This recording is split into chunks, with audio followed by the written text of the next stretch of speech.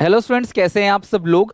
तो journal entry पढ़ रहे थे और मैंने काफी सारी जर्नल एंट्री आपको बता दी थी पार्ट 1 के अंदर और पार्ट 2 के अंदर। आज मैं कुछ एंट्रीज आपको कराने वाला हूं, कुछ क्वेश्चंस आपको कराने वाला हूं। एक क्वेश्चन मैंने फ्रेम किया है जिसके अंदर मैंने सारी एंट्रीज को रख रखा है। हालांकि आगे आने वाले वीडियोज में मुझे आपको जीएसटी भी कराना है, मुझे आपको डिस्काउंट अलाउड, डिस्काउंट रिसीव भी कराना है। इसके अलावा outstanding expense, prepaid expense, opening entry, closing, ये ओपनिंग एंट्री, ये सब चीज मुझे आपको आगे आने वाले टाइम में कराना है। तो वीडियो एंड तक देखना। आज का एक क्वेश्चन है, आप क्लास इस क्वेश्चन को ओरली भी सॉल्व कर सकते हो, क्योंकि अल्टीमेटली आपको एग्जामिनेशन में एमसीक्यू आने वाला है। आपको टिक लगाना है कौन सी एंट्री सही होगी या कौन सा अमाउंट कहां पे लिखा जाएगा। तो स्टार्ट करते हैं आज के अपने पहले क्वेश्चन के साथ।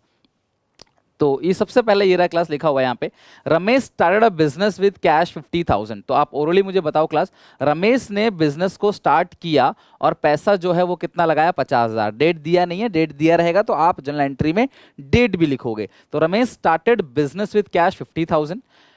तो इसकी एंट्री क्या होती है, अगर हम इंट्रोड्यूस करते हैं कैपिटल बिजनेस में, तो एंट्री क्या होती है, cash to capital, paid into bank, पैसा आपने बैंक में जमा किया। तो एंट्री क्या होगी, bank account debit, bank account debit to cash account, because bank का बैलेंस बढ़ रहा है और कैश का बैलेंस घट रहा है। तो एंट्री क्या होगी, bank account debit to cash account.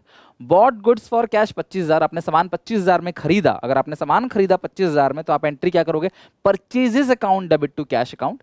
Draw cash from bank for office use, देखो पर्सनल यूज लिखा होता तो ड्रॉइंग्स टू बैंक करते, अगर पर्सनल यूज लिखा होता तो, बट ये ऑफिस यूज के लिए पैसा निकाला बैंक से तो वो आप निकाल सकते हो। तो ऑफिस यूज के लिए बैंक से पैसा निकाला तो कैश आ जाएगा और बैंक का बैलेंस कम हो जाएगा। तो एंट्री हुई कैश टू बैंक। जमा किया तो बैंक टू कैश और निकाला तो कैश टू बैंक।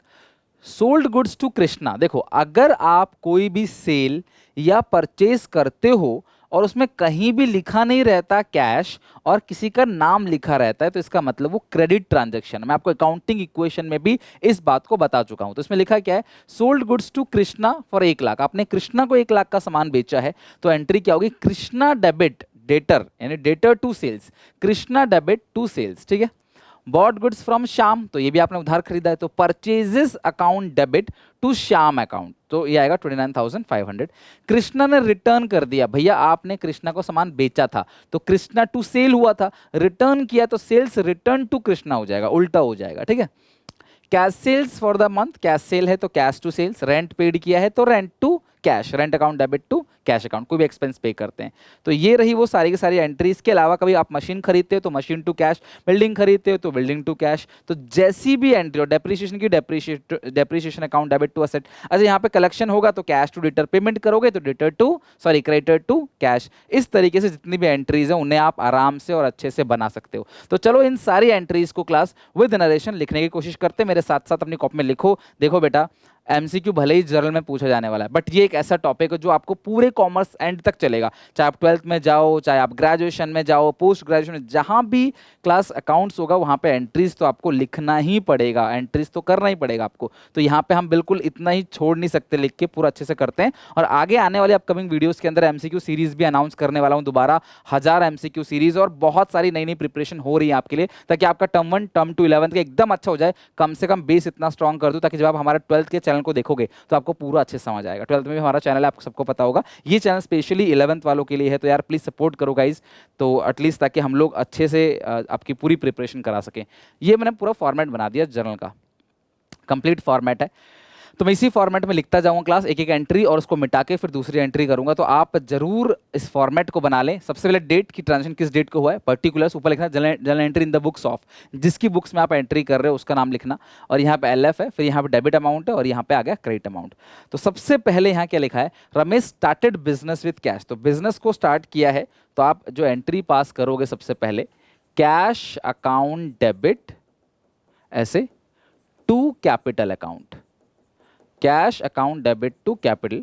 कितने से बिजनेस को स्टार्ट किया है क्लास, 50,000 से, ठीक है। 50,000 से बिजनेस को स्टार्ट किया, 50,000 और 50,000 डेबिट में भी। सर एलएफ क्या होता है, लेजर फोलियो, ये पेज नंबर है, आपको कुछ नहीं करना है इस पेज नंबर से, बस लेजर फोलियो है ये, क्योंकि इस जर्नल का भी कहीं ना कहीं लेजर बनेगा। जब मैं लेजर सिखाऊंगा आपको तब समझ आएगा क्या है वो, अकाउंट बनता है अलग अलग, तो वो किस पेज नंबर पे है उसके लिए होता है। नरेशन लिख दोगे आप, बीइंग कैपिटल कंट्रीब्यूटेड, या फिर आप इंट्रोड्यूस लिख लो, ज़्यादा सही रहेगा, ठीक है। Being capital introduced by proprietor, या डिटेल में लिखना चाहते हो नाम वगैरह चलेगा, आप कुछ भी लिख सकते हो। तो ये हो गई पहली एंट्री। दूसरी एंट्री क्या है? पेड इनटू बैंक, बैंक में आपने 20,000 जमा किया। तो अगर आपने बैंक में 20,000 जमा किया है तो bank account debit to cash account, bank account debit to cash account. आप एंट्री क्या पास करोगे? Bank account debit to cash account, bank debit और cash credit. Being cash deposited into bank, being cash deposited into bank, कि आपने पैसा bank में जमा कर दिया। समझ रहे हो आप एंट्री? तो बस डेबिट का डेबिट में, क्रेडिट का क्रेडिट में, और लास्ट में देखना डेबिट क्रेडिट हमेशा बराबर आएगा। हालांकि करना नहीं है आपको, बट बराबर आता है, ठीक है। अगली एंट्री देखो जरा, bought goods for cash, purchases to cash, खरीदा ना आपने 25,000 का सामान, तो आप एंट्री क्या पास करोगे?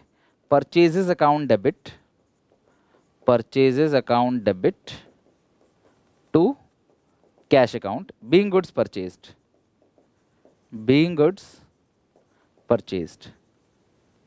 कितने का सामान खरीदा बेटा? कितने का सामान खरीदा आपने? बॉट गुड्स फॉर कैश 25,000, आपने कितने का सामान खरीदा? 25,000 का। बॉट गुड्स फॉर कैश 25,000, तो एंट्री होगी purchases account debit to cash account. Clear है यहाँ तक? और जो भी डेट होगा वो आप डेट लिख ही लोगे यहाँ तक। बताओ कोई दिक्कत परेशानी किसी को? बस इसी तरीके से जितनी भी एंट्री होंगी आप पूरा फॉर्मेट बना के इस तरीके से डेबिट क्रेडिट करके आप आराम से एंट्री लिख लोगे। लेकिन आपको प्रैक्टिस जरूर कर लेनी है क्लासेस की, क्योंकि आपको अल्टीमेटली एंट्रीज पता होनी चाहिए। भले ही 11th में ये एमसीक्यू बेस्ड है पेपर, आई अग्री, मैं एमसीक्यू प्रैक्टिस तो कराऊंगा ही आपकी पूरी की पूरी, और मिक्स एमसीक्यू भी लेके आऊंगा पूरे 40 मार्क्स की, बट एंट्रीज आपको पता होना चाहिए। किसी भी चैप्टर में कुछ पता ना पता हो, जर्नल ऐसी चीज है यार आपको लाइफ टाइम तक काम आने वाला, आगे पूरे 12th में काम आएगा। तो यार इसमें कोई भी लापरवाही मत करना। फोर्थ पॉइंट क्या है? बॉट मतलब कि आपने पैसा जो है ड्रॉ किया, पैसा निकाला आपने, तो कैश टू बैंक होगा। पैसा अगर आपने निकाला है तो आप एंट्री क्या पास करोगे? Cash account debit to bank account. मैं यहीं पे लिख देता हूँ इसको, बाकी एंट्री क्लास में यहीं पे कर दे रहा हूँ, आप देख लो एक बार। क्या लिखा हुआ है बेटा यहाँ पे कि ड्रॉ कैश फ्रॉम बैंक, आपने बैंक से पैसा निकाला, तो एंट्री क्या होगी बताओ? Cash account debit to bank account, ठीक है। ड्रॉ कैश, तो कैश टू बैंक कितना अमाउंट है?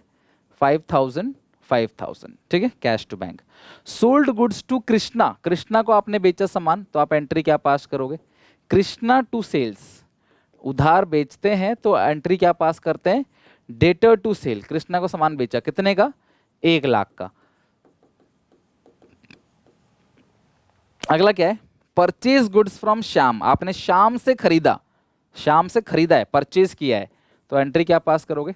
Purchases account debit to Shyam account, purchases account debit to Shyam account. Purchase goods from Shyam 29,500, 29,500, okay. Next, Krishna return किया, तो कृष्णा टू सेल्स था, तो अब क्या एंट्री पास करोगे? Sales return account debit to Krishna. कितने का रिटर्न कर दिया? 15,000 का। 1,00,000 का लिया था, 15,000 रिटर्न, तो अब आप पेमेंट कितनी करोगे? पेमेंट कितनी होगी? 85,000 की। अगर लास्ट में लिखा होता ना 85 की पेमेंट कर दी, तो कृष्णा टू कैश या कृष्णा टू बैंक कर देते 85। कैश सेल्स, तो कैश सेल करोगे तो क्या एंट्री होगी? Cash to sales, cash account debit to sales account. कितने का बेचा आपने? 23,500, 23,500। और लास्ट रेंट आपने पे किया है, तो आप एंट्री पास कर दोगे रेंट टू कैश। सैलरी दिया होता, सैलरी टू कैश, जो भी आप पे कर रहे हो खर्चा, तो एक्सपेंस की एंट्री तो लिखवा चुका हूं ना मैं, तो क्या करोगे आप? Expenses account debit to cash account, okay. तो ये थे क्लास एक बेसिक क्वेश्चन, जिससे आपकी कंप्लीट एंट्री का रिवीजन हो चुका है। अब मैं आपको एक बार सारी की सारी एंट्री ओरली रिवीजन करा रहा हूँ, आप मेरे साथ साथ रिवीजन करेंगे जितनी भी एंट्री लिखवाई है मैंने, और अगली क्लास के अंदर हम बाकी सारी एंट्रीज का डिस्कशन करेंगे। जो भी एक्स्ट्रा एंट्री बची है मैं डिस्काउंट कराऊंगा, उसके बाद जीएसटी कराऊंगा, फिर मिक्सअप क्वेश्चन करेंगे, देन जाके हम एमसीक्यूज बनाएंगे। ऑलमोस्ट 3 से 4 क्लास के अंदर हम पूरा जल्द खत्म कर देंगे, बिकॉज मैं थोड़ा थोड़ा सा करा रहा हूँ, क्योंकि अभी आपको पता है 12th वालों का पेपर है, तो वहाँ पे दूसरे चैनल पर मैं काफ़ी मेहनत कर रहा हूँ उनके लिए। उनका पेपर खत्म हो जाएगा क्लास जस्ट, और फिर हम अगले 1-2 क्लास के बाद से आपका क्लास रेगुलर कर देंगे, इको अकाउंट पूरा का पूरा A to Z, ओके। चलो जरा आ जाओ फटाफट, और सब लोग जल्दी से आके रिवीजन कर लेते हैं कि किस तरीके से बाकी सारे एंट्री का रिवीजन होगा। सबसे पहले बिजनेस में पैसा लगाया, मेरे साथ साथ चलो रिवीजन करो फटाफट, ठीक है? अच्छा लगे तो लाइक करना क्लास इस रिवीजन को। बिजनेस में पैसा लगाया तो क्या एंट्री होगी? Cash to capital. चेक से लगाया तो बैंक टू कैपिटल। असेट लगाया तो बैंक असेट टू कैपिटल, ठीक है? ड्राइंग्स किया तो ड्राइंग्स टू कैश। असेट निकाल के ले गया तो ड्राइंग्स टू असेट। सामान निकाल के ले गया तो ड्राइंग्स टू परचेज, ठीक है?